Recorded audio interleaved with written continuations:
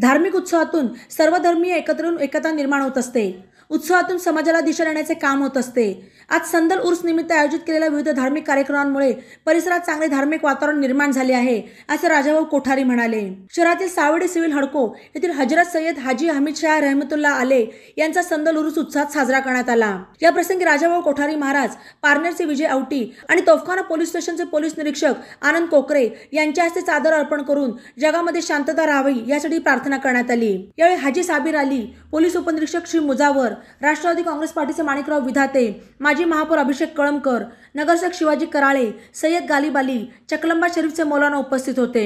संदल उर्स निमित्त दर्ग्या येथे नाथ शरीफ धार्मिक प्रवचन करण्यात आले। तसेच संदल उर्स निमित्त दर्ग्यावर आणि परिसरामध्ये आकर्षक विद्युत रोषणाई करण्यात आली होती। यावेळी भंडाऱ्याचे आयोजन करण्यात आले होते। तसेच कव्वालीचा कार्यक्रम झाला। हजरत सय्यद हाजी हमीद रहमतुल्लाह आले यांचा संदल दरवर्षी उत्साहात साजरा केला जातो। यामध्ये सर्व धर्मीय भाविक सहभागी होत असतात।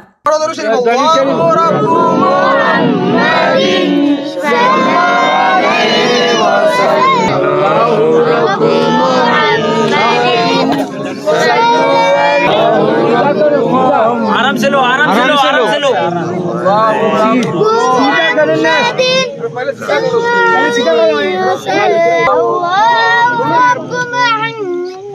सब लोग पीछे हो जाओ, बड़ा मेहरबानी से पीछे हो जाओ।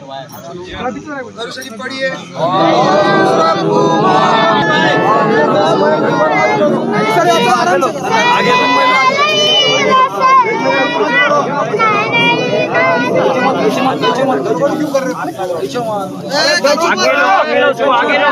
आगे लो ना यार, खाली जो तो चादरा पकड़ रहे। आज दिनांक 7 रोजी इस्लामी धर्मप्रमाणे शबे महराज असून सय्यद हाजी हमीदुद्दीन शाह रहमतुल्लाह अलैह यांचा संदल करण्यात आलेला आहे। ह्या प्रसंगी माननीय राजूभाई कोठारी सनातन धर्माचे मोठे संत, याचबरोबर माणिकराव विधाते सर, त्याबरोबर माझे मित्र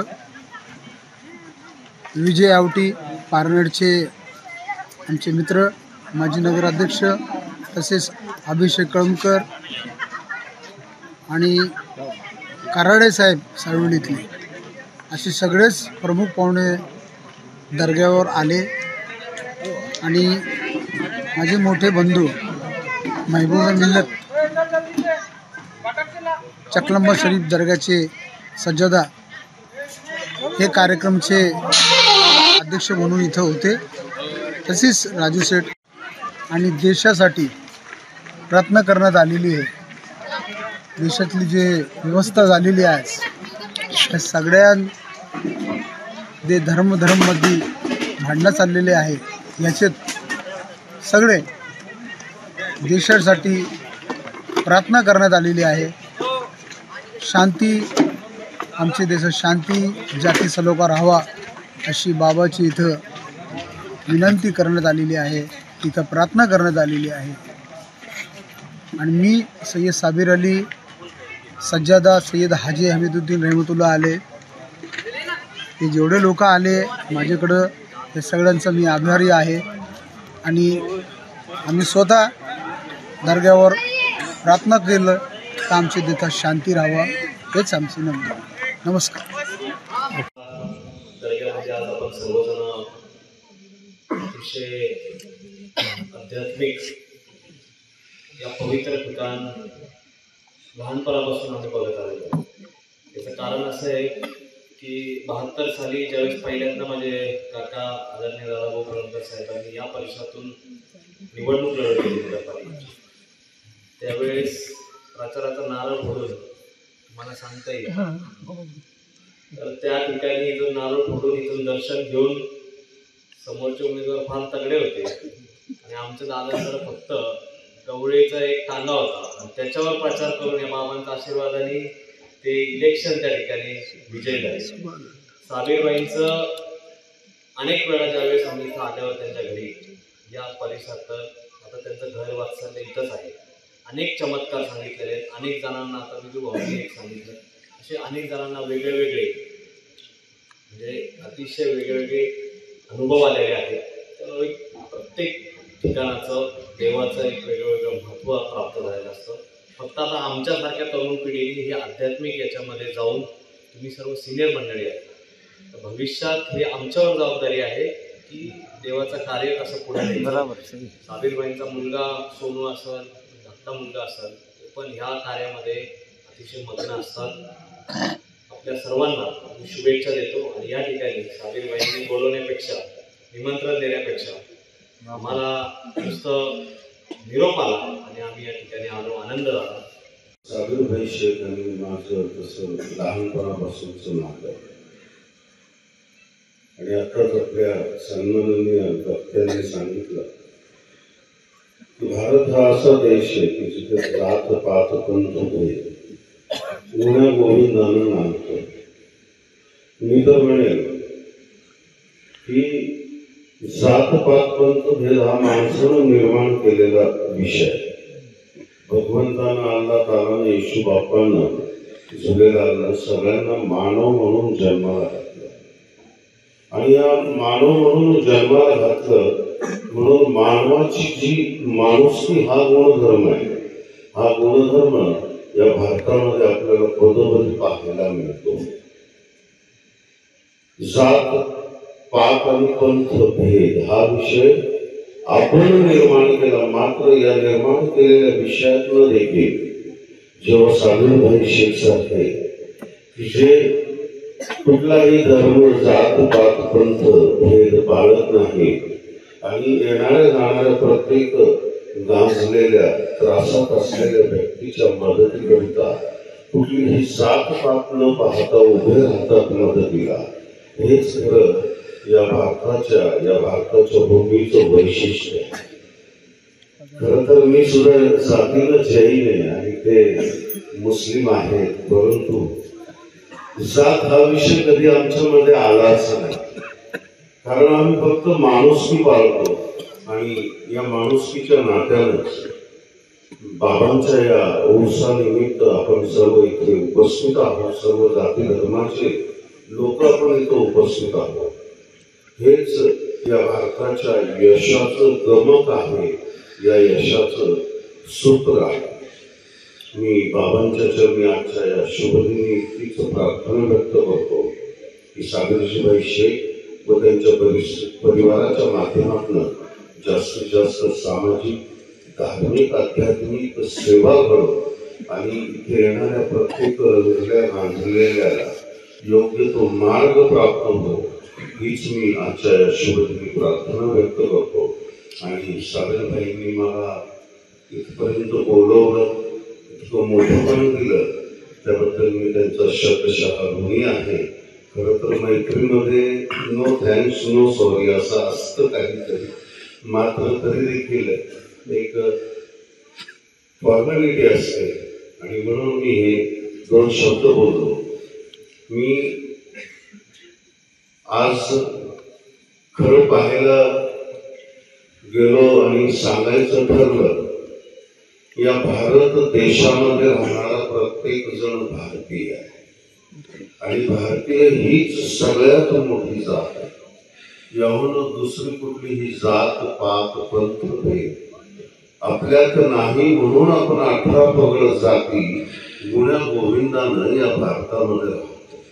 आणि म्हणूनच माझी बाबांची चरणी हीच प्रार्थना राहील आजच्या या अस्थिर, अगदी अराजक माजलेल्या जगामध्ये जर आपल्याला खऱ्या अर्थानं शांतता हवी तर आपण भगवंताच्या, येशू बाप्पाच्या, अल्लाह तालाच्या, झुलेलालच्या स्वरूप कुठलंही असेल, मात्र ऊर्जा आणि ताकद एकच असते. ज्याप्रमाणे तुमची आणि माझी आई वेगळी, मात्र तुमच्या आईच्या मनात तुमच्याबद्दल असलेलं प्रेम आणि माझ्या आईच्या मनात माझ्याबद्दल असलेलं प्रेम यात कुठेही तिळभर कमी नसते. असं स्वरूप भगवंताचं असतं. जरी स्वरूप वेगळं असतं तरी भाव तो फक्त आणि फक्त मातेचा असतो. आणि म्हणूनच आपल्या या भारतामध्ये आपण सर्वजण गुण्या गोविंदानं भारतीय म्हणून राहतो आणि म्हणूनच आज आपण अख्ख्या देशाला अख्ख्या जगामध्ये एक महासत्ता म्हणून आपण उदयाला येतो. आपण पाहिलं असेल जगामध्ये भारताचं स्थान आज कुठे आहे आणि त्याला या सर्व जाती पाती पंथ भेद एकत्र येऊन जेव्हा आपण कामाला सुरुवात केली तेव्हाच खऱ्या अर्थानं आपल्याला हे महासत्तेकडे जाण्याचं पहिलं पाऊल पाडण्याचं सामर्थ्य प्राप्त झालं.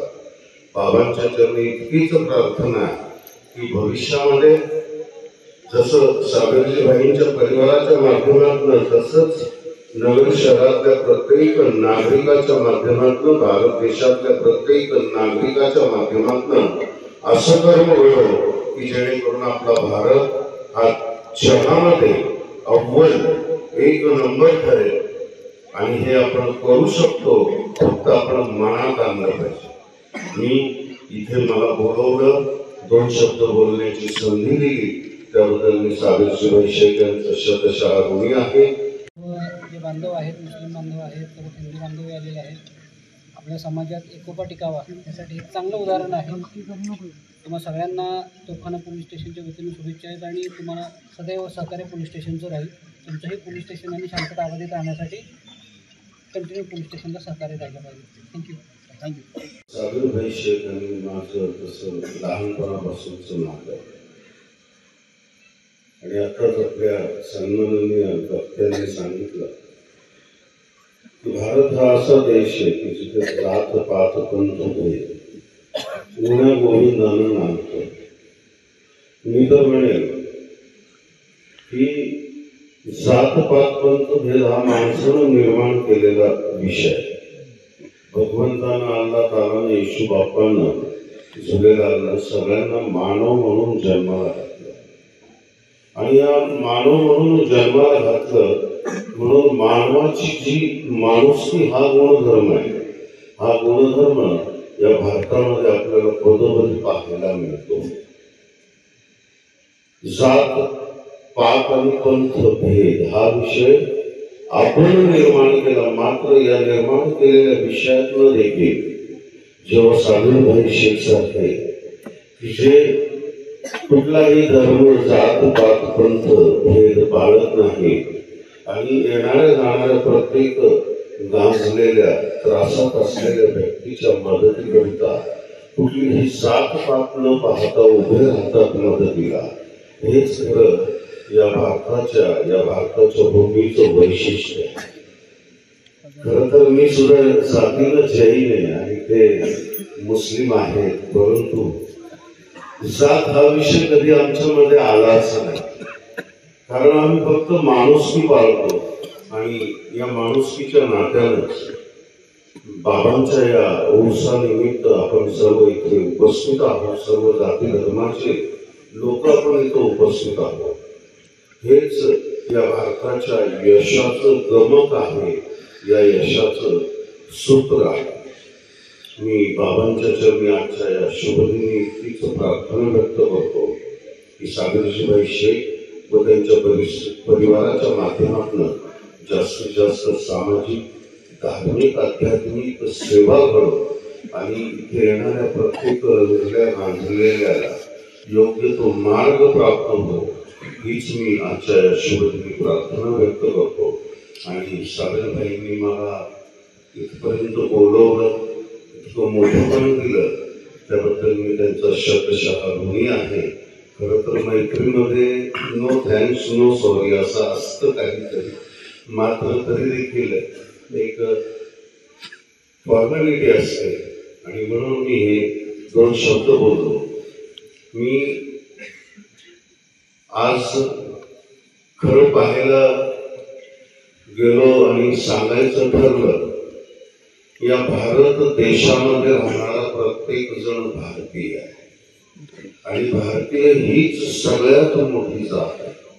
याहून दुसरी कुठलीही जात पात पंथ भेद आपल्यात नाही, म्हणून आपण 18 पगड जाती गुण्या गोविंदानं या भारतामध्ये राहतो. आणि म्हणूनच माझी बाबांची चरणी हीच प्रार्थना राहील आजच्या या अस्थिर अगदी अराजक माजलेल्या या जगामध्ये जर आपल्याला खऱ्या अर्थानं शांतता हवी तर आपण भगवंताच्या येशू बाप्पाच्या अल्लाह तालाच्या झुलेलाच्या स्वरूप कुठलंही असेल मात्र ऊर्जा आणि ताकद एकच असते. ज्याप्रमाणे तुमची आणि माझी आई वेगळी मात्र तुमच्या आईच्या मनात तुमच्याबद्दल असलेलं प्रेम आणि माझ्या आईच्या मनात माझ्याबद्दल असलेलं प्रेम यात कुठेही तिळभर कमी नसते. असं स्वरूप भगवंताचं असतं. जरी स्वरूप वेगळं असलं तरी भाव तो फक्त आणि फक्त मातेचा असतो.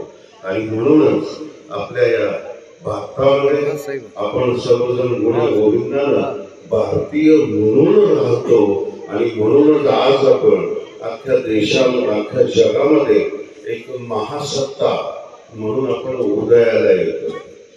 आपण पाहिलं असेल जगामध्ये भारताचं स्थान आज कुठे आहे आणि त्याला या सर्व जाती पाती पंथ भेद एकत्र येऊन जेव्हा आपण कामाला सुरुवात केली तेव्हाच खऱ्या अर्थानं आपल्याला हे महासत्तेकडे जाण्याचं पहिलं पाऊल पाडण्याचं सामर्थ्य प्राप्त झालं. बाबांच्या चरणी इतकीच प्रार्थना आहे की भविष्यामध्ये जसं सागरजी भाईंच्या परिवाराच्या माध्यमातून तसंच नगर शहरातल्या प्रत्येक नागरिकाच्या माध्यमातून भारत देशातल्या प्रत्येक नागरिकाच्या माध्यमातून असं कर्म घडो की जेणेकरून आपला भारत हा जगामध्ये अव्वल एक नंबर ठरेल. आणि हे आपण करू शकतो फक्त आपण मनात आणलं पाहिजे.